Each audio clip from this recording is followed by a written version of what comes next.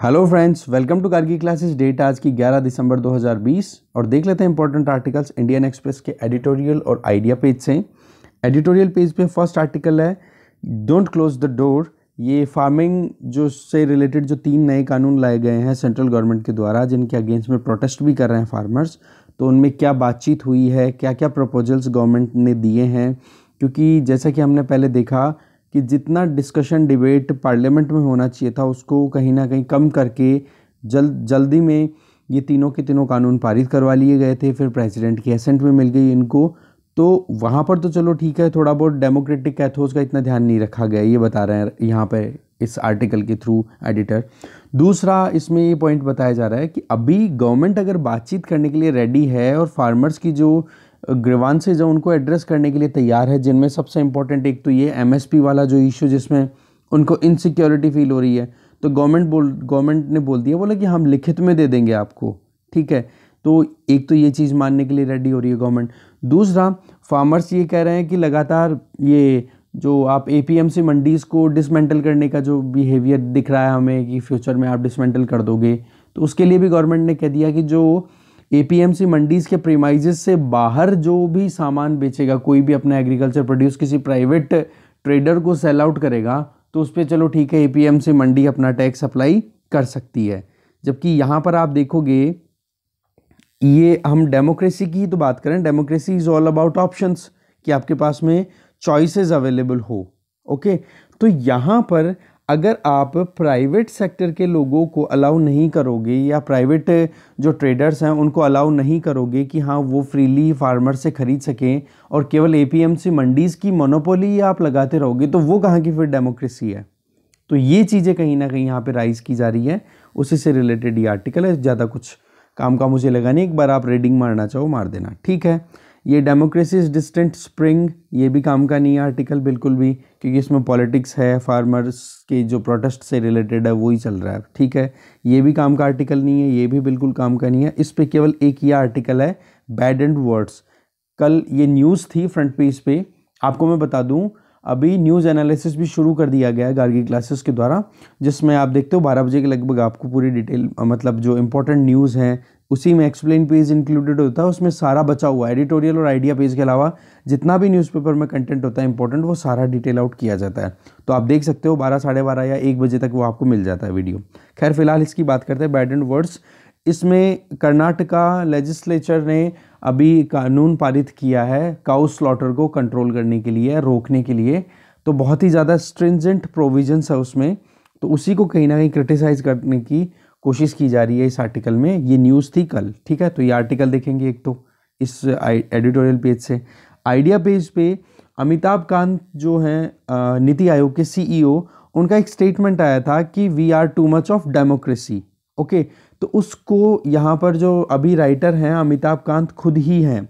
तो कल ये आपको हमने डिस्कस किया था कि एक आर्टिकल आया था जिसमें इनकी इस स्पीच को क्रिटिसाइज किया गया था कि we are not too much of democracy, ठीक है, we are in fragmented democracy like that. तो यहाँ पर अमिताभ कांत इन्होंने क्यों ऐसा बोला कि we are too much of democracy, उस चीज़ को यहाँ पर सब्सटेंशिएट कर रहे हैं। यहाँ पर हमें कुछ चीज़ें देखने को मिलेगी, वो हम जानने की कोशिश करेंगे कि किस तरीके से हम डेमोक्रेसी हैं, कैसे हम चाइनीज़ मॉडल को अप्लाई नहीं कर सकते, और क्या क्या वजह हैं जिनकी वजह से ये फार्मर्स के लिए जो ये 3 नए कानून लाए गए हैं, जिसके लिए पार्लियामेंट में ज़्यादा डिस्कशन डिबेट नहीं हुआ, और डेमोक्रेसी का रियल सेंस में मतलब क्या बनता है वो देखेंगे, ठीक है। ये आर्टिकल देखेंगे। दूसरा, listen to the less powerful, इसमें एग्रीकल्चर और लेबर दोनों को कंबाइन करके बताया हुआ आर्टिकल, अच्छा आर्टिकल है, देखेंगे ये वाला आर्टिकल भी। ये वाला आर्टिकल हमारा जो क्रिमिनल जस्टिस सिस्टम है उसमें जो कमियां हैं, और उसमें सबसे इंपॉर्टेंट एक कमी निकल के आती है, दैट इज़ जो टॉर्चर दिया जाता है हमारे यहाँ पर, ओके, तो विक्टिम्स को या अक्यूज्ड को, ठीक है। तो उसको कंट्रोल करने के लिए जुडिशरी ने अभी एक गाइडलाइंस बनाने की बात कही है कि सीसीटीवी कैमराज इंस्टॉल कराओ जो भी पुलिस स्टेशन है वहाँ पे। तो राइटर जो हैं दोनों वो रिसर्चर हैं, तो उन्होंने अपनी तरफ से बातें लिखी हैं, तो देखेंगे ये आर्टिकल भी अच्छा है। तो आइडिया पेज पे तीनों आर्टिकल देखेंगे और एडिटोरियल पेज पे एक। तो चलिए देखते हैं। फर्स्ट आर्टिकल है बैड एंड वर्ड्स। वेंसडे को कर्नाटका की जो गवर्नमेंट है उन्होंने कैटल प्रोटेक्शन बिल फिर से लेकर के आए हैं। वो 10 साल पहले 2010 में भी वो बिल लेकर के आए थे वो, बट गवर्नर का कोई वहाँ पर एसेंट ना मिलने की वजह से वो बिल क्या हो गया था, कॉलेप्स। तो अभी क्या है, आप देखोगे ये जो बिल है ये अपने आप में एक कंटेंशियस पीस ऑफ लेजिस्लेशन बताया जा रहा है आर्टिकल के थ्रू, कि बहुत सारे यहाँ पर प्रॉब्लम आ सकती है इस बिल की वजह से फ्यूचर में। ठीक है, विधानसभा में सबसे पहली चीज़ तो क्या हो गई कि यहाँ पर बिना कोई डिबेट के ये बिल पारित करवा दिया गया, और ऑपोजिशन में बैठी हुई जो कांग्रेस है और जनता दल एस है, जेडीएस, उनके मेंबर्स ने वॉकआउट कर दिया। बोला कि आप डिबेट डिस्कशन ही नहीं करोगे तो फिर कैसे प्रॉपर वे में एक बैलेंस्ड लॉ लाया जा सकता है। और उनका ये कहना था कि स्पीकर ने उनको प्रॉपर टाइम नहीं दिया, एडिक्वेट टाइम उनको अवेल नहीं कराया जिससे कि वो अपने ओपिनियन दे सकें। अभी जैसे ही गवर्नर ऑफ कर्नाटका, जिनका नाम है वजूभाई वाला, वो अगर अप्रूव कर देते हैं इस बिल को तो ये एक्ट बन जाएगा, और इस एक्ट का नाम क्या होगा, Karnataka prevention of slaughter and preservation of cattle act 2020 बन जाएगा। तो आप देखोगे यहाँ पर एक प्रॉब्लम रिवील करता हुआ दिखाई दे रहा है आर्टिकल, कि जो उस राज्य के जो फार्मर्स हैं, जो अपनी ज़रूरतों को पूरा करने के लिए या कहीं ना कहीं एक अंडरस्टैंडिंग को सेटल करने के लिए जो बूचर खाने होते हैं या जो स्लॉटर हाउसेज हैं, उनके साथ में अपना जो एक सिस्टम बना के रखते हैं, उसको कहीं ना कहीं इससे हार्म पहुंच सकती है। उत्तर प्रदेश की अगर बात करें तो इसी तरीके का वहाँ पर भी एक स्ट्रिंजेंट कानून है। वहाँ पर आप देखोगे तो कर्नाटका ने भी इसी तरीके का कानून बनाया जैसा यूपी में है, बहुत स्ट्रिक्ट कानून बनाया है, जिसमें फार्मर्स और बुचर के बीच में जो रिलेशन है उसको कहीं ना कहीं थ्रेट पहुंचेगा। आप इसमें देखोगे जो भी अगर किसी को भी ऑफेंडर कंसिडर करके इस लॉ के अंडर में अगर पकड़ा जाता है तो उसको 3 से 5 साल की जेल और 50,000 से 5 लाख रुपए तक का उसके ऊपर फाइन लगाया जा सकता है। और इवन ये भी देखा जाएगा कि किसी कैटल, अब कैटल की भी डेफिनेशन हमने कल देखी थी जिसमें बताया गया था गायें हो गई, बुलक, और ये इस तरीके से केवल एक्सक्लूड किया गया था किसको, कि 13 साल से ज़्यादा के जो कैटल होंगे उनको, या फिर किसी पे मेडिकल रिसर्च हो रही हो या फिर किसी बीमारी को कंट्रोल करने के लिए किलिंग की जा रही है, तो वो तो एग्जेम्प्टेड हैं। बाकी और केस में सबके सब कैटल्स को अगर कोई भी स्लॉट करता हुआ पकड़ा गया या फिर उनको मूव भी करता हुआ दिखाई गया, कोई भी व्हीकल से भी ले जाता हुआ दिखाई गया, तो उसको पकड़ेंगे और उसको ये पनिशमेंट दी जाएगी, जिसमें 50,000 से 5 लाख तक का फाइन और 3 साल से 5 साल तक की जेल हो सकती है। कर्नाटका मिनिस्टर जो है एनिमल हस्बेंड्री एंड फिशरीज के, जिनका नाम है प्रभु चौहान, उन्होंने ये कहा कि हमने यूपी के prevention of cow slaughter act को स्टडी किया है, और आप देखोगे यूपी में जो कानून चल रहा है उसका बेस है 1955 का एक कानून, उसके हिसाब से बोला हमने भी ये देखा है, और सिचुएशन को हम 2017 से लगभग ऑब्जर्व करते आ रहे हैं। योगी आदित्यनाथ गवर्नमेंट ने भी बहुत ज़्यादा बैन करवाया है स्टेट में कैटल स्लॉटर हाउसेस को, और इसका आप देखोगे इलाहाबाद हाई कोर्ट ने भी अपनी तरफ से एक ऑब्जर्वेशन दिया 26 अक्टूबर को, अभी इसी साल में, ठीक है, कि बोले ये जो कानून है ना, ये इनोसेंट पर्सन्स के अगेंस्ट में जाता हुआ दिखाई देता है। रूरल एरियाज़ में जो कैटल ऑनर हैं वो अब जो लाइव स्टॉक अब ना तो दूध देने के लायक है ना ब्रीडिंग करने के लायक है, उनको अब फार्मर्स के ऊपर अपने आप में एक मजबूरी बन गई है कि उनको फ्रीली छोड़ना पड़ता है, अबंडन करना पड़ता है। क्यों रखे तो इसलिए ही ना, फीड तो तभी करें ना जब फार्मर्स को कुछ मिले, बट उनको छोड़ना पड़ता है। फिर आप देखोगे फिर उनको कोई भी अगर वो ट्रांसपोर्ट तो कर नहीं सकते हैं एक स्टेट से दूसरे स्टेट में, क्यों, क्योंकि इस कानून के बेसिस पे क्या हो जाएगा, अगर व्हीकल में रखकर किसी भी कैटल को एक स्टेट से दूसरे स्टेट में लेके जाओगे तो पुलिस और लोकल्स का डर है वो अटैक कर देंगे। तो इस वजह से क्या हो गया, अब वो जो गाय या फिर जो एक कहता है ना अनेबल, जो ब्रीडिंग ना कर सकें, ऐसे कैटल्स को आप फ्री छोड़ोगे तो वो तो ना तो अब पॉपुलेशन डेंसिटी ज़्यादा बढ़ती चली जा रही है, तो पॉस्चर लैंड भी नहीं है, चारागाह भी कम हो रहे हैं, तो अब वो वॉन्डर करेंगे आसपास में वो एनिमल्स और फिर डिस्ट्रॉय करेंगे क्या, खेतों में जो क्रॉप खड़ी है उनको। तो आप देखो कि पहले तो केवल डर था केवल नील गाय का, अब ये जो स्ट्रे काउज हैं इनकी वजह से भी क्रॉप्स को ज़्यादा हार्म पहुंचने लग गया है। ये ऑब्जर्वेशन दिया इलाहाबाद हाई कोर्ट ने। तो आप देख सकते हो इस तरीके की प्रॉब्लम अब कर्नाटका में भी देखने को मिल सकती है। यूजुअली अगर गाय की एज देखें, उम्र देखें, तो 15 साल तक की उम्र तक वो जीती हैं और वो अनइकोनॉमिकल हो जाती हैं 8 साल के बाद में, क्योंकि उसके बाद में उनका मिल्क आउटपुट है वो बिल्कुल कम हो जाता है। इस तरीके के एनिमल्स की बात करें या फिर मेल कैटल्स की अगर बात करें, तो आप देखोगे न तो वो ब्रीडिंग पर्पज़ के लिए रखने लायक होते हैं, ना कोई ड्रॉट्स के टाइम पे कुछ काम के होते हैं।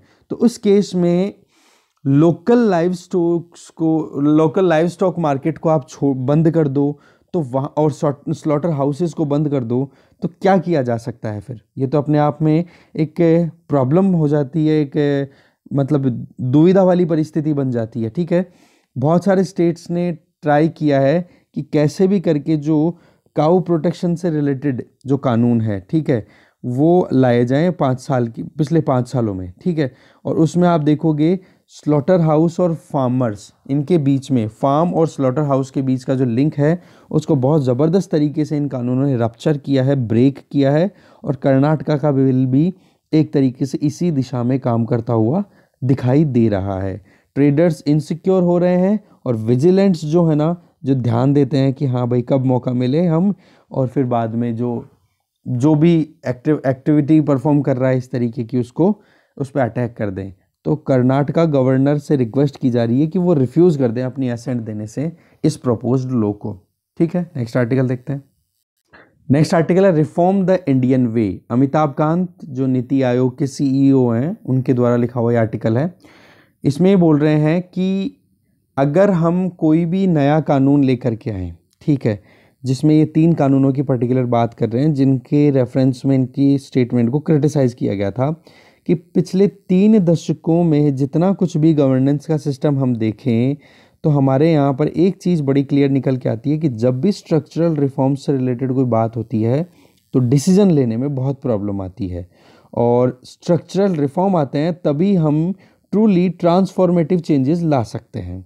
बट आप देखोगे डेली बेसिस में डेमोक्रेटिक कंट्रीज़ में हम देखें तो इस तरीके के इनिशिएटिव्स में बहुत ज़्यादा मुश्किलों का सामना करना पड़ता है और रही सही में मिस इंटरप्रिटेशन भी लगातार देखने को मिलता है। और यही चीज़ फिर बाद में टारगेट करते हैं कि मैंने जो स्टेटमेंट दिया था कि जिसमें मैंने ये कहा था कि we are too much of democracy, तो हम टफ डिसीजंस नहीं ले सकते, उसी चीज़ को कहीं ना कहीं ये बोल रहे हैं कि इंडियन एक्सप्रेस के एडिटर इन चीफ ने मिस इंटरप्रेट किया है कि मेरा कॉन्टेक्स्ट कुछ और था और इन्होंने कॉन्टेक्स्ट कुछ और ले लिया और बोला कि मैं इंडियन एक्सप्रेस को फॉलो करता हूँ लाइक दैट, वो चीज़ें हमारे काम की नहीं है। फिर इन्होंने कोट किया है जेएस मिल को, ठीक है, जॉन स्टुअर्ट मिल को। वो कहते हैं कि डेमोक्रेसी क्या होती है, गवर्नमेंट बाय डिस्कशन। ये आप लाइन लिख लो, डेमोक्रेसी के बारे में जब भी लिखो ना, इस तरीके की कोटेशन बहुत काम की होती है ना। जेएस मिल ने कैसे डिफाइन किया डेमोक्रेसी को, गवर्नमेंट बाय डिस्कशन। तो हमें डेमोक्रेसी पे प्राउड है कि वहाँ पर चेक्स एंड बैलेंसेज होते हैं। हमारे यहाँ पर बाई कैमरल स्ट्रक्चर है जहाँ राज्यसभा और लोकसभा है, तो एक तरीके से हेस्टी वे में कोई भी डिसीजन लिया जाए एक हाउस के द्वारा तो दूसरा हाउस उसको चेक कर ले। तीसरा, हर एक सिटीजन को वॉइस दी जाती है क्योंकि हमारे यहाँ पर क्या है, एडल्ट यूनिवर्सल सफराज, 18 साल या 18 साल से ज़्यादा के जितने भी सिटीजन्स हैं उनको वोटिंग राइट दिया हुआ है। तो हमारे यहाँ पर डेमोक्रेसी बहुत अच्छे से हम देख पाते हैं। ठीक है, तो स्ट्रक्चरल रिफॉर्म्स की अगर पर्सपेक्टिव में बात करें तो एक कंसेंसस लाने की ज़रूरत होती है एक प्रोसेस के थ्रू, जिसमें हम देखते हैं पार्लियामेंट में डिस्कशंस होते हैं, वोटिंग होती है, तो वो एक कंसेंसस लाने का तरीका ही तो है। ठीक है, तो रिफॉर्म अगर लाने हो तो ज़रूरत होती है कि हर एक स्टेक होल्डर की बात सुनी जाए, और वहाँ पर जब एक एक स्टेक होल्डर की बात सुनी जाती है तो हम चाइनीज़ मॉडल को एज इट इज़ हमारे यहाँ पर अप्लाई करने में थोड़ी मुश्किलों का सामना करते हैं, क्योंकि चाइना में जो है एग्रीकल्चर बहुत ही ओपनली परफॉर्म करती है। और हमने प्रीवियसली बहुत सारे आर्टिकल्स देखे हैं, एग्रीकल्चर का कोई भी मॉडल उठा के देख लो, चाहे सेज का ही देख लो, जो स्पेशल इकोनॉमिक जोन्स हैं, ये आइडिया कहाँ से, चाइना से ही तो लिया था। बट चाइना में जो इम्प्लीमेंटेशन है सेज का, वो तो देखो इकोनॉमिक प्रॉस्पेरिटी बहुत ज़्यादा इंश्योर करने में सक्सेसफुल रही है सेज वाली जो पॉलिसी है, और यही सेज हमारे इंडिया में आके परफॉर्म अच्छे से नहीं कर रही है। तो यहाँ पर जो अमिताभ कांत जी हैं वो एक चीज़ क्लियरली बोलना चाह रहे हैं कि हमारे यहाँ पर डेमोक्रेसी है, इस चक्कर से हमें बहुत ज़्यादा मतलब प्रोसेसेस थोड़े एक कहते हैं ना बहुत लंबे प्रोसेस फॉलो करने होते हैं, जिस वजह से हम चाइना के मॉडल्स को एज इट इज़ अप्लाई नहीं कर सकते। और इसमें कोई कोई पार्टीशनशिप भी नहीं है कि हाँ हम यहाँ पर कोई ऑथोरिटेरियन रिजीम की बात कर रहे हैं, जी नहीं, ना हम एंटी डेमोक्रेटिक स्टांस की बात कर रहे हैं। पॉइंट यहाँ पे ये आता है कि अभी जो गवर्नमेंट है करंटली, लगातार एक इंटेंट हमें देखने को मिल रहा है कि वो बड़े स्ट्रक्चरल रिफॉर्म्स लाने में एकदम भी पीछे नहीं जा रही है। ठीक है, बहुत सारे सेक्टर्स में, चाहे लेबर रिफॉर्म्स की बात करें या फिर हम एग्रीकल्चर रिफॉर्म्स की बात करें या फिर ईज ऑफ डूइंग बिजनेस को प्रमोट करने की बात करें, तो इन सभी में कहीं ना कहीं ज़्यादा से ज़्यादा काम करने की कोशिश की जा रही है। बट यहाँ पर राइटर ये बोलना चाह रहे हैं कि जो कुछ भी स्टेटमेंट दिए जाते हैं उनके पर्सपेक्टिव को आपको क्लियरली समझना चाहिए, मिस कैरेक्टराइज नहीं करने की ज़रूरत है इसको। आज अगर केरल के फिशरमैन के लिए हम गॉड्स ऑन कंट्री इनिशिएटिव की बात करते हैं या फिर इनक्रेडिबल इंडिया की कैंपेन की बात करते हैं, ईज ऑफ डूइंग बिजनेस की बात करते हैं, तो इनमें राइटर बोलते हैं कि मैंने इन सभी प्रोजेक्ट्स पे अच्छे से काम किया है और हर एक प्रोजेक्ट डेमोक्रेटिक वैल्यूज़ के थ्रू गई है, जो कि वाकई में हमारी एक कोर वैल्यू भी है। और आप देखोगे जब इन्होंने स्पीच दिया है कल का, जिसमें इन्होंने बोला वे ऑफ डेमोक्रेसी, तो राइटर ये बोल रहे हैं कि मेरे डायलॉग को मिस इंटरप्रेट किया है, क्योंकि डेमोक्रेसी है उसमें नेगोशिएशंस की, इनोवेशंस के लिए और डायलॉग के लिए स्पेस होना चाहिए। और इनके लिए जब स्पेस हो जाता है तो हम किसी मॉडल को एज इट इज अप्लाई करना चाहें तो वो नहीं हो पाती। तो राइटर ये बोल रहे हैं कि इस चीज़ को आर्टिकल में, जो इंडियन एक्सप्रेस का आर्टिकल आया था जिसमें ये लिंक भी दिया हुआ है, कल हमने देख भी दिया था इस न्यूज़पेपर में ही, तो बोले वो उस तरीके से मतलब एक तरीके से मिस इंटरप्रेट किया गया।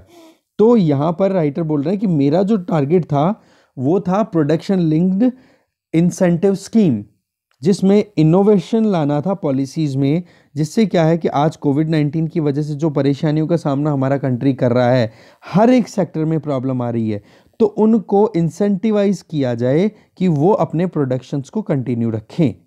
ठीक है, पिछले 7 महीने की बात कर रहे हैं ये राइटर कि नीति आयोग ने बहुत सारे मिनिस्ट्रीज़ के साथ में, गवर्नमेंट ऑफ इंडिया की जितनी मिनिस्ट्रीज़ हैं या इंडस्ट्रियल रिप्रेजेंटेटिव्स हैं, ग्लोबल और इंडियन एकेडमिशियंस हैं, या जो भी सेक्टर स्पेसिफिक एक्सपर्ट्स हैं, उनके साथ में डेलिब्रेशन भी किया है, डिस्कशन भी किया है और कॉन्सेप्चुअलाइज भी किया है कि किस तरीके से ये ट्रांसफॉर्मेटिव स्कीम लाई जा सकती है इंडिया में, और जिसको क्या बोल रहे हैं, प्रोडक्शन लिंक्ड इंसेंटिव स्कीम। तो पेंडेमिक ने आज हमारी ज़िंदगियों को वैसे ही बहुत मुश्किल बना दिया है, तो अब ये स्कीम अपने आप में और ज़्यादा इंपॉर्टेंस वाली हो जाती है, हमारी लाइव्स को प्रोटेक्ट करने के लिए भी और लाइवलीहुड को भी प्रोटेक्ट करने के लिए। तो इन चीज़ों को ध्यान दें तो आज रिसोर्सेज का अलोकेशन प्रॉपर वे में, एक एडिक्वेट डिटरमाइंड वे में, मैक्सिमम वैल्यू क्रिएशन करने के लिए बहुत ज़रूरी है कि रिसोर्सेज का एक वेल बैलेंस्ड वे में अलोकेशन किया जाए, जिससे ज़्यादा से ज़्यादा सोसाइटी को फ़ायदा पहुंच सके। एक इंक्लूसिव प्रोसेस होना ज़रूरी है, जिसमें इंस्टीट्यूशंस जो हैं वो सक्सेसफुली एक कंसेंसस बना सके टुवर्ड्स द इस पूरी स्कीम को इम्प्लीमेंट करने के लिए। मतलब सारे इंस्टीट्यूशन, सारे स्टेक होल्डर्स को इन्वॉल्व करना, जिसमें 10 सेक्टर्स को इन्वॉल्व करना, और 10 सेक्टर उसमें भी स्पेसिफिकली वो 10 सेक्टर जिनमें कटिंग एज टेक्नोलॉजी, जैसे आज आईटी टेक्नोलॉजी की बात करो, आर्टिफिशियल इंटेलिजेंस बेस्ड टेक्नोलॉजी की बात करो। दूसरा, कटिंग एज टेक्नोलॉजी के अलावा डिज़ाइन करना, मतलब जो डिज़ाइंस हैं उनको इंसेंटिवाइज करना चाहिए, जिससे कि वो ज़्यादा से ज़्यादा प्रोडक्शन को एनहेंस करना, प्रोडक्टिविटी को इम्प्रूव करने के लिए काम करे, उसको ज़्यादा फैसिलिटेट करने की ज़रूरत है। स्कीम को इस तरीके से बनाने का काम करना ज़रूरी हो जाता है, जिससे कि सोसाइटी को मैक्सिमम बेनिफिट पहुंच सके। ये आप देखोगे तो ये आप यहाँ पर कोई भी तरीके से ये नहीं कहा जाता कि हाँ डेमोक्रेसी कहीं प्रॉब्लम का कारण बन रही है। अब राइटर फिर से बोल रहे हैं कि एडिटर ने इनअप्रोप्रिएटली ले लिया मेरे स्पीच के कुछ पार्ट्स को और उनको सही तरीके से बताया नहीं।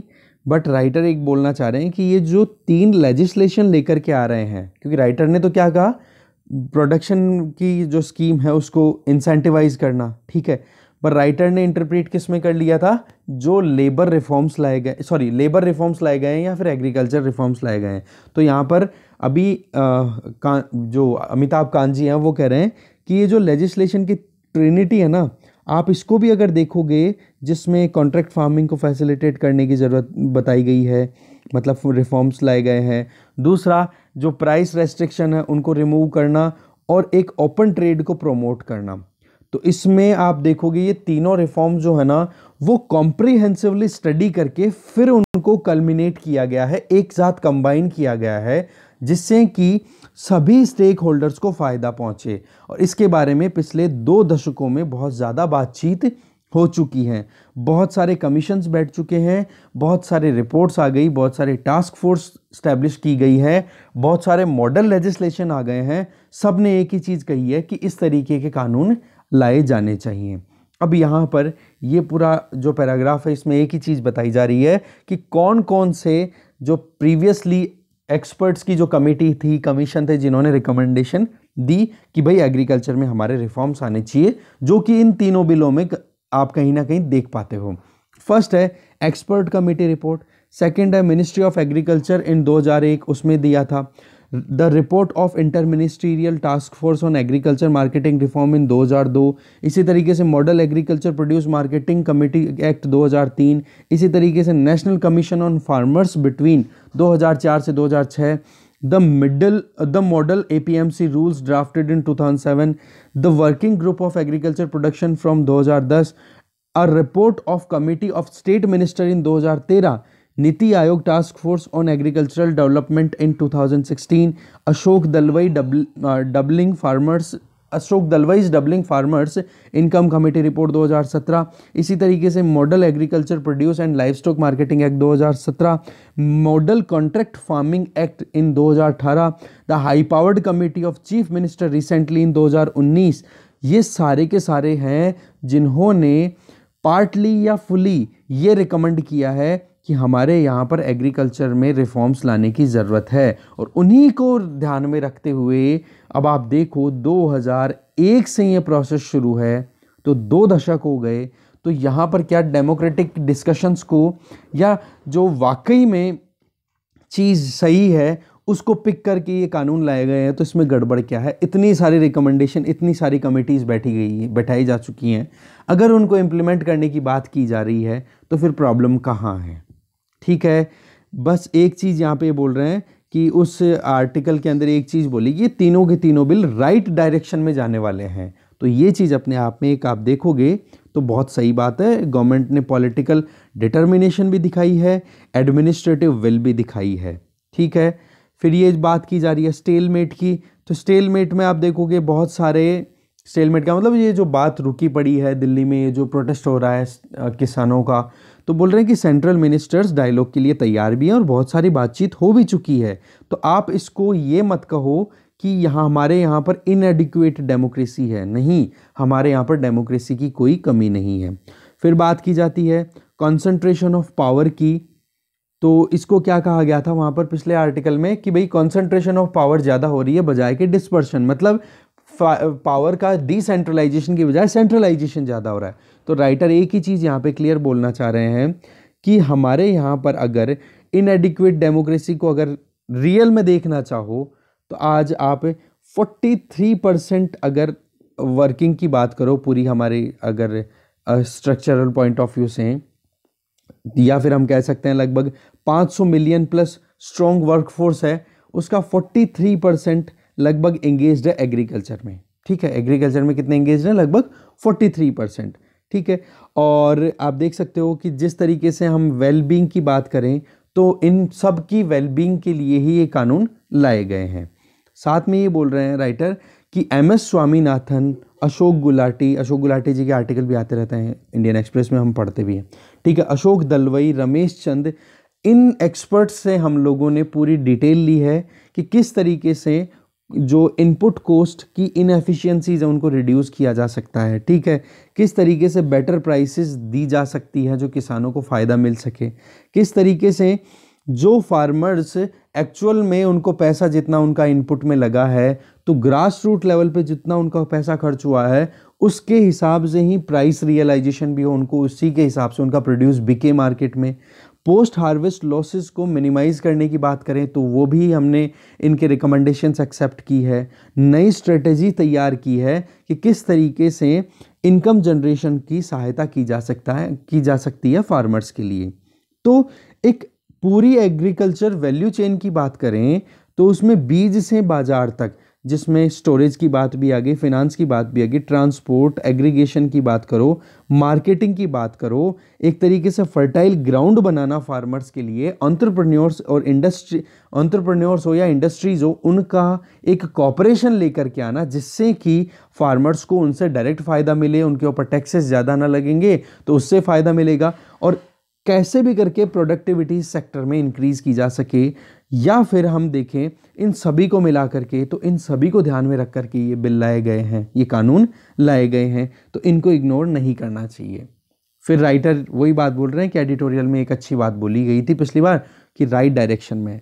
फिर राइटर एक चीज़ बोलना चाह रहे हैं कि सोशल मीडिया का माहौल है, ठीक है, सोशल मीडिया का माहौल है अभी, और इस इकोसिस्टम में आप जो कुछ भी देखोगे तो हर एक तरफ शॉर्टनेस की बात ज़्यादा हो रही है, शॉर्ट में बात कही जा रही है, तो शॉर्टनेस की वजह से तो कहीं रैशनैलिटी की तरफ आप पहुंच ही नहीं सकते।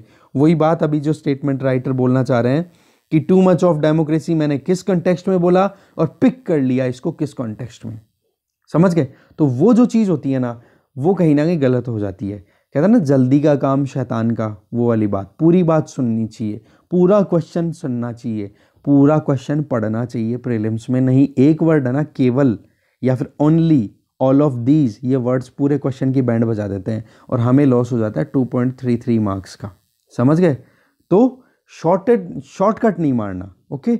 तो इस तरीके से रैशनैलिटी नहीं पहुंच पाते। तो राइटर जो है वो बार बार एक ही एक चीज़ बोल रहे हैं जो हम समझ गए कि we are too much of democracy, और इसको अगर आप मिस इंटरप्रेट करते हो तो दिस इज़ मायोपिक या फिर इडियोसिंक्रेटिक। मायोपिक का मतलब होता है जिस तरीके से आप लॉन्ग लास्टिक चीज़ों को नहीं समझ पा रहे हो कि वाकई में एक लॉन्ग टर्म ऑब्जेक्टिव क्या है। ये इडियोसिंक्रेटिक की बात करो तो एक तरीके से ये एक ऑड हैबिट है जिसमें आप इडियट की तरह बिहेव कर रहे हो, ठीक है? आपको ग्राउंडलेस ट्विस्टिंग पे ध्यान ना दे करके फैक्चुअल स्टेटमेंट्स पे ज़्यादा ध्यान देने की ज़रूरत है, ना कि उनको मिस इंटरप्रेट करो। आप पार्टीशनशिप मत लेकर के आओ। राइटर का कहना एक ही है कि आत्मनिर्भर भारत बनाने के लिए हमने बहुत कुछ करने की कोशिश की है, हर एक ज़रूरत को, हर एक स्टेक होल्डर को सुना भी गया है, ग्राउंड रियलिटीज़ पर एक्शन लिए गए हैं, उनके बारे में उनको अप्रोच भी किया गया है, ठीक है? और आप देख रहे हो इंडिया में इस तरीके के काम पहली बार हो रहे हैं जहां पर स्ट्रक्चरल रिफॉर्म्स के लिए गवर्नमेंट लगातार काम करती जा रही है। नेक्स्ट आर्टिकल देखते हैं। Next article, listen to the less powerful, Arun Mishra ji के, अरुण मायरा के द्वारा लिखा हुआ आर्टिकल है। इंडियन फार्मर्स की बात करें, उनको अपने फार्मिंग प्रोड्यूस की बेटर प्राइस चाहिए। एनडीए गवर्नमेंट है, उन्होंने फार्मर्स की इनकम को डबल करने का टारगेट किया हुआ है, और आप देखोगे इसके लिए प्रो मार्केट रिफॉर्म्स भी लाए गए हैं, जिसमें कि 3 एग्रीकल्चर रिफॉर्म लाए गए हैं। और इन तीनों एग्रीकल्चर रिफॉर्म्स की वजह से जो नॉर्दर्न स्टेट्स हैं, ठीक है, जैसे पंजाब, हरियाणा, यूपी, इनकी बात कर रहे हैं, जहां पर फार्मर्स देखो तो रिचेस्ट फार्मर्स हैं इंडिया के, वो लोग इन रिफॉर्म्स के अगेंस्ट में जाते हुए दिखाई दे रहे हैं। तो अब बात यह आ जाती है, गवर्नमेंट का ये कहना है कि क्या वाकई में ये लॉज मिसलीड किए जा रहे हैं? गवर्नमेंट ये कह रही है कि भाई सच नहीं बताया जा रहा, फार्मर्स को गुमराह किया जा रहा है। तो अब राइटर यहाँ पे बोलना चाह रहे हैं कि प्रॉब्लम है ना इंडियन एग्रीकल्चर की, तो वो कुछ इकोनॉमिस्ट के हिसाब से देखें तो वो कुछ ऐसा है, कुछ फ़लसफ़ा कुछ ऐसा है कि एग्रीकल्चर सेक्टर हमारे जीडीपी में कंट्रीब्यूट करता है 17%, और जबकि एम्प्लॉयमेंट कितने जनों को दे रहा है? 57% ऑफ द वर्क फोर्स। तो आप देख सकते हो कितना अनप्रोडक्टिव है हमारा, आप देख सकते हो एग्रीकल्चर सेक्टर। तो सोल्यूशन कहाँ पर आती है? इकोनॉमिस्ट क्या देते हैं कि भाई प्रोडक्टिविटी को इम्प्रूव करो। प्रोडक्टिविटी कैसे इम्प्रूव हो? ये इस तरीके से कि 17% अगर जीडीपी में कंट्रीब्यूट करता है एग्रीकल्चर सेक्टर, तो वहाँ पर एम्प्लॉयमेंट भी 17% लोगों को ही मिलना चाहिए। इसका मतलब ये हो गया कि अभी ओवरऑल साइज लगभग 500 मिलियन एग्रीकल्चर फार्मर्स जो हैं, उनमें से लगभग 200 मिलियन वर्कर्स को आपको माइग्रेट कराना चाहिए और एग्रीकल्चर सेक्टर से ले जाना चाहिए दूसरे सेक्टर्स में। तो भाई ये डेटा काम का लिख लेना आप, ठीक है? तो फिर बात आ जाती है कि अदर सेक्टर्स की बात करें तो इतना ज़्यादा एम्प्लॉयमेंट कौन क्रिएट कर सकता है? बोलो मैन्युफैक्चरिंग। तो मैन्युफैक्चरिंग तो खुद भाई बहुत बुरे हाल में चल रही है। हमारे यहाँ पर इनकम फ्रेजाइलिटी भी देख सकते हो। मैन्युफैक्चरिंग की प्रोडक्टिविटी देखें तो वो भी बहुत गंदी चल रही है, बहुत बुरी चल रही है। और ये रिकमेंडेशन दी जा रही है कि अब हमें इंडस्ट्री 4.0 की तरफ ध्यान देने की ज़रूरत है, जहाँ पर ज़्यादा टेक्नोलॉजी, ज़्यादा ऑटोनॉमस मतलब ऑटोमेशन और प्रोडक्टिविटी इंप्रूव करने की ज़रूरत है। तो हमारे यहाँ पर इस तरीके से एग्रीकल्चर से नॉन एग्रीकल्चर सेक्टर्स में अगर माइग्रेट कराना चाहेंगे वर्कफोर्स को, तो क्या वाकई में वहाँ पर वो इनकम अर्न कर पाएंगे जितनी यहाँ पर भी कर पा रहे हैं? तो ये अपने आप में बड़ा सवाल है। प्रॉब्लम इसके बाद में आ जाती है कि एग्रीकल्चर जो प्रोड्यूस होता है, ओके, तो उस एग्रीकल्चर प्रोड्यूस हो या फिर कोई सा भी हो, मैन्युफैक्चरिंग की बात करें तो लो वेजेस होते हैं। प्रोडक्शन का देखें तो प्रोडक्टिविटी भी काम की नहीं आती। तो ये हमारे प्रॉब्लम किस चीज़ की है?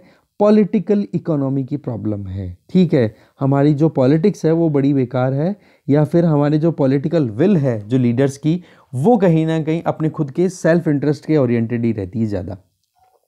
अगर ट्रेड की बात करें, टर्म्स ऑफ ट्रेड की बात करें, तो आप देखोगे अनरेगुलेटेड मार्केट्स में हम कहीं ना कहीं अभी जाते हुए दिखाई दे रहे हैं, जहां पर फ्री ऑप्शन दिया जा रहा है एम्प्लॉयर्स को। चाहे वो अब बात कर लो इनकी लेबर मार्केट की बात कर लो, या फिर एग्रीकल्चर की बात करें तो ओपन मार्केट की बात की जा रही है। अभी जो 3 नए बिल लाए गए हैं, तो आप देखोगे कि कैपिटल जिनके पास में नहीं है, जिनके पास में सेविंग्स नहीं है, या फिर हम कह सकते हैं जो स्मॉल या मार्जिनलाइज सेक्शन से बिलोंग करते हैं, उन लोगों के पास में से नहीं होता। क्यों? क्योंकि ओपन मार्केट के माहौल में तो जिनके पास में ज़्यादा पावर है वो लोग आप अपने हिसाब से डील को अपने हिसाब से सेटल कर लेते हैं। अब चाहे फिर वो खरीदार हो, कॉरपोरेट हो, या फिर एम्प्लॉयर हो, उनका फिर अपर हैंड कहीं ना कहीं बना रहता है, क्योंकि फिर वो अपनी बातों को कैसे भी करके मना लेते हैं। क्योंकि अगर जैसे किसान है, कोई अपने प्रोड्यूस को लेकर के मार्केट में बेचना जा रहा है, तो बेचते टाइम पे उससे ये पूछा जाए, उससे को केवल एक ही ऑप्शन दिया जाएगा कि भाई या तो तेरा माल तू बेच या फिर ले जा तेरे को। ठीक है, तो फिर वो क्या करेगा? इतनी दूर लेकर के आएगा, ट्रांसपोर्टेशन कॉस्ट हो गई, पैसों की ज़रूरत है, बीज लेना है, घर में शादी है, और सारे कितने काम है, तो उन चीज़ों के लिए फिर वो मजबूर हो जाता है, फिर वो बेच देता है। तो किसका अपर एंड हुआ? कॉर्पोरेट्स का हुआ कि नहीं? इसी तरीके से एम्प्लॉयर है, वो क्या बोलेगा कि भाई रहना है तो रह, नहीं तेरे से कम कम भत्ते के ऊपर काम करने वाले मुझे और मिलेंगे। तो वहाँ पर वो जो एक वेज डेली वेज अर्नर है, वो तो मजबूर हो गया ना जॉब करने के लिए। तो अपर एंड किसका रहा? जिसके हाथ में पैसा ज़्यादा है, जो बड़ा है। तो एग्रीकल्चर रिफॉर्म्स के अगेंस्ट में अगर हम अभी देखें कि कितना ज़्यादा प्रोटेस्ट देखने को मिल रहा है, तो वो भी कहाँ पर ही देखने को मिल रहा है? नॉर्थ इंडियन फार्मर्स के द्वारा। और वो भी कौन है? रिचेस्ट फार्मर्स हैं इंडिया में। अगर देखें तो इन्हीं फार्मर्स को सबसे ज़्यादा फ़ायदा मिला है, जितना कुछ भी अभी गवर्नमेंट ने किया है। चाहे वो आप बात कर लो मिनिमम सब एमएसपी की बात कर लो, चाहे एपीएमसी मंडीज़ की बात कर लो, क्योंकि बाकी स्टेट्स की बात करोगे ना, पंजाब हरियाणा को छोड़ करके, वहाँ पर तो पहले से ही ओपन मार्केट है। वहाँ पर तो पहले से ही जो फार्मर्स हैं, जो कहीं वो बहुत सारी परेशानियों का सामना करते हैं। भैया आप एक चीज़ बताओ, महाराष्ट्र के फार्मर्स ही सुसाइड क्यों करते हैं जी? कुछ ना कुछ तो पॉइंट आता ही है ना, बस ये बात है यहाँ पे। तो रिचर फार्मर्स जो हैं वो अपनी बात को मनाने के लिए कहीं ना कहीं गवर्नमेंट पे लगातार दबाव बनाते हैं और गवर्नमेंट का सपोर्ट भी गेन करते हैं। ठीक है, तो ये जो पुअर फार्मर्स हैं या मार्जिनलाइज सेक्शन के जो लोग हैं, इन फार्मर्स की कम्युनिटी की बात भी करें, तो उनका ऊपर भी ज़्यादा ध्यान नहीं दिया जाता। अब अगर हम यहाँ पे देखें तो जो क्रिटिसिज्म हो रहा है, जो प्रोटेस्ट किया जा रहा है, तो वो कहीं ना कहीं अटेंशन को डाइवर्ट कर रहा है कोर इश्यूज से, जो एक्चुअल में हमारे यहाँ पर कमी है उससे हटाया जा रहा है कि हमारे फार्मर्स जो हैं अपनी इनकम को इम्प्रूव करने में अभी एबल नहीं है, कैपेबल नहीं है, और गवर्नमेंट का इंटरवेंशन जो है वो अब धीरे धीरे कम होना चाहिए और कम है भी। क्योंकि जिन क्षेत्रों में गवर्नमेंट का इंटरवेंशन मिनिमम है, वहाँ पर फार्मर्स अपनी इनकम बढ़ा नहीं पा रहे हैं, और इसी को हम देखें वहाँ पर फिर मार्केट को, और वहाँ पर मार्केट जो है वो फ्री भी है, तो गवर्नमेंट का इंटरवेंशन नहीं है, फार्मर्स एबल भी नहीं है अपनी इनकम को बढ़ाने के लिए, और साथ में वहाँ पर आप देखोगे मार्केट भी फ्री है। तो इस चीज़ को हमें देखने की ज़रूरत है। जो मिनिमम प्राइस की अगर बात करें एमएसपी की, तो जितनी क्रॉपिंग होती है उनमें से लगभग 23 की एमएसपी डिक्लेयर की जाती है, और मेजरली राइस और वीट है उसके ऊपर ज़्यादा फोकस किया जाता है। ठीक है, तो आप देखो 10% ही केवल ओवरऑल फार्मिंग प्रोड्यूस के ऊपर एमएसपी या फिर मिनिमम प्राइस का है वो सपोर्ट अवेलेबल है अगर इंडिया की बात की जाए।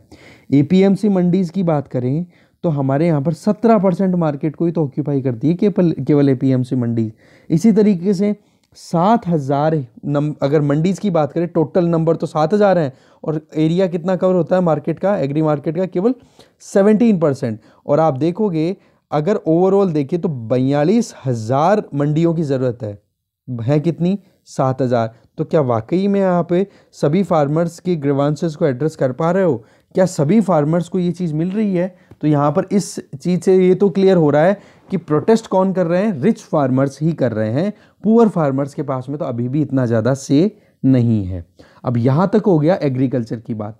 अब बात करेंगे राइटर लेबर यूनियंस की, कि लेबर यूनियंस की अगर बात करें तो जैसे ही अभी जो लेबर कोड आए हैं प्रीवियसली, 4 लेबर कोड्स में कोडिफाई कर दिया ना, लगभग 44 लेबर कोड्स हमारे यहाँ पर लेबर लॉज हुआ करते थे उनको, तो उनका भी पॉलिटिकल, वो भी कहीं ना कहीं पॉलिटिकल ट्रैप में फंस गए हैं।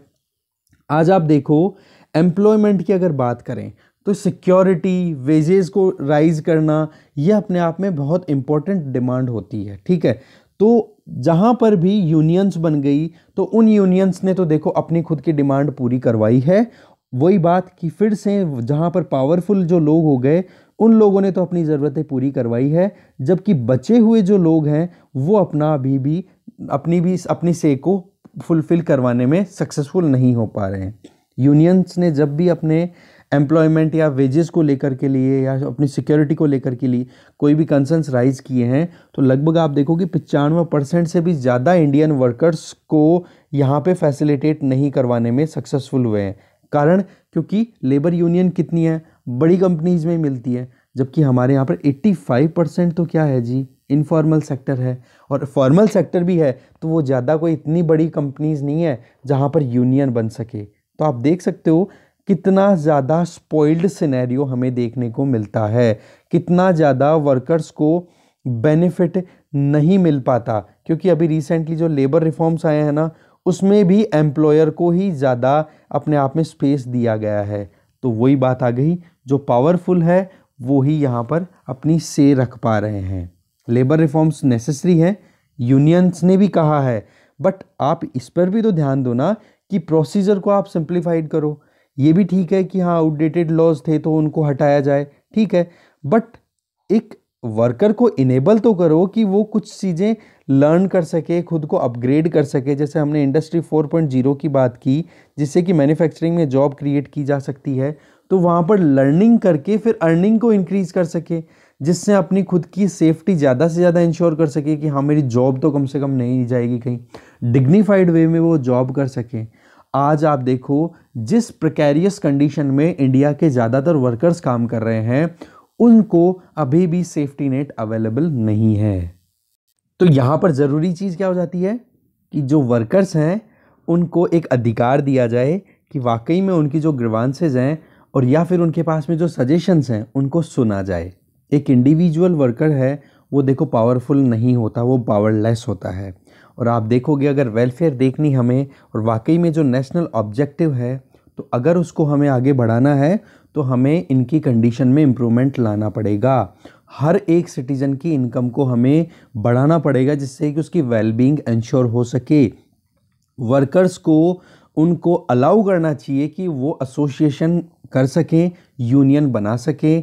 लेबर रिफॉर्म्स जो आए हैं वो अपने आप में चलो ठीक है कि कर दिए जो कर दिए, बट आप कम से कम फंडामेंटल राइट्स जो है ना उनको तो डाइल्यूट मत करो, जिससे कि वो अपनी कलेक्टिव रिप्रेजेंटेशन को इंश्योर कर सकें।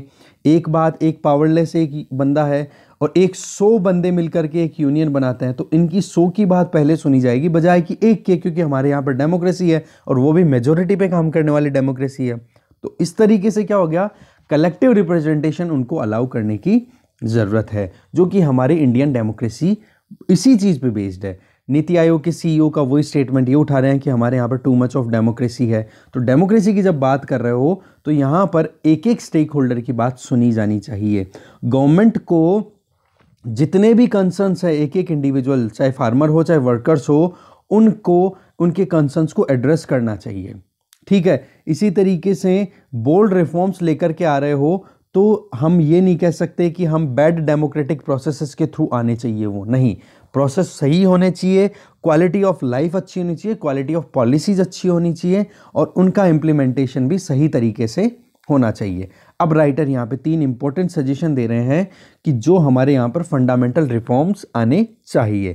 पहला, पॉलिसी मेकर्स को जो कमजोर तबके के लोग हैं उनकी बात सुननी चाहिए, नंबर 1। नंबर 2, एक कोऑपरेटिव प्रोड्यूसर और वर्कर्स का एक कॉपरेशन क्रिएट करने की शुरुआत करनी चाहिए। क्यों? छोटे के पास में अकेले की बात सुनी नहीं जाएगी और बहुत सारे जब हो जाएंगे तो उनके बीच में एक स्ट्रॉन्ग कोऑपरेटिव एटीट्यूड देखने को मिलेगा, जिससे कि ईज ऑफ डूइंग भी इंप्रूव होगा और उनकी बात भी सुनी जाएगी, ग्रीवांसेस भी एड्रेस होंगे तो वो सजेशन भी देंगे। तीसरा, कि मार्केट रिफॉर्म अगर आप लेकर के आ रहे हो ना तो आइडियोलॉजिकल लेंसेज को हटा दो, आप आइडियोलॉजी के बेसिस पे काम मत करो, फिर बाद में मार्केट के हिसाब से काम करो। फिर लास्ट में राइटर एक कोट करते हैं कि बारबरा हैरिस, ठीक है, बारबरा हैरिस वाइट एक स्कॉलर रहे हैं जिनका इंडियन एग्रीकल्चर मार्केट को लेकर के उन्होंने एक बार कहा था कि जो डीरेगुलेटेड इम्परफेक्ट मार्केट है ना, ध्यान रखना, डीरेगुलेटेड इम्परफेक्ट मार्केट, जो अभी बात की जा रही है कि मार्केट को डीरेगुलेट करना है, फ्री करना है, तो अगर वो इम्परफेक्ट मार्केट है ना, वो और ज्यादा इम्परफेक्ट हो जाता है रेगुलेटेड इम्परफेक्ट मार्केट से भी। समझ गए? तो ये चीज आप ये कोट भी लिख सकते हो। नेक्स्ट आर्टिकल देखते हैं। नेक्स्ट आर्टिकल है the cruelty camera can't see. Article लिखा हुआ है ऐश्वर्या मोहंती और नितिका विश्वनाथ के द्वारा। अभी एक बिड शुरू हुई जिसमें सुप्रीम कोर्ट की जजेस की एक बेंच ने डिक्लेयर किया है कि अब सीसीटीवी कैमराज इंस्टॉल किए जाएंगे पुलिस स्टेशन में और इस तरीके से काम किया जाएगा जिससे कि वो कोई भी एक ब्लाइंड स्पॉट ना छूटे, जिससे कि जो कस्टोडियल टॉर्चर होता है, जो पुलिस वाले पकड़ते हैं फिर उसके बाद में उनको टॉर्चर करते हैं जो भी अक्यूज्ड हैं, तो उस चीज़ को रोका जाए। तो ये अपने आप में एक मीनिंगफुल इम्पैक्ट तो डालेगा, बट क्योंकि लॉन्ग पेंडिंग रिफॉर्म्स की ज़रूरत है हमारे यहाँ पर जो क्रिमिनल जस्टिस सिस्टम है उसको इम्प्रूव करने के लिए। बट प्रॉब्लम ये है कि जो कल्चर है ना पुलिस में वायलेंस का, वो कैसे रुकेगा, वो अपने आप में बहुत बड़ा क्वेश्चन है। क्योंकि ये अपने आप में चलो एक लैंडमार्क जजमेंट भी है जिसमें ये सीसीटीवी कैमराज को इंस्टॉल करने की बात की जा रही है और आप देखोगे प्रीवियसली भी किया जा चुका है, पर इम्प्लीमेंटेशन जो था ना वो इतना सही नहीं था। ब्लाइंड स्पॉट ना छूटे इसके ऊपर ज़्यादा ध्यान दिया जाना चाहिए। बट राइटर जो है वो कुछ अलग पॉइंट निकाल के लेके आना चाह रही हैं कि डिसीजन को एक्नॉलेज करना और विक्टिम्स को सिक्योर करने के लिए हमारे पास में फुटेज तो अवेलेबल होंगे, बट क्या क्लैरिटी होगी कि वाकई में क्या प्रैक्टिसेस वहाँ पे की जा रही है जिसकी वजह से वो जो अक्यूज्ड है, जिस विक्टिम को या फिर जिस बंदे को पुलिस ने पकड़ रखा है, वो कहीं ना कहीं उसके ऊपर एट्रोसिटीज़ ना हो रही हैं, क्या वो प्रैक्टिस में दिखेगी हमें। क्रिमिनल रिस्पॉन्स की अगर बात करें, वो रिस्पॉन्सिबिलिटी की अगर बात करो तो वो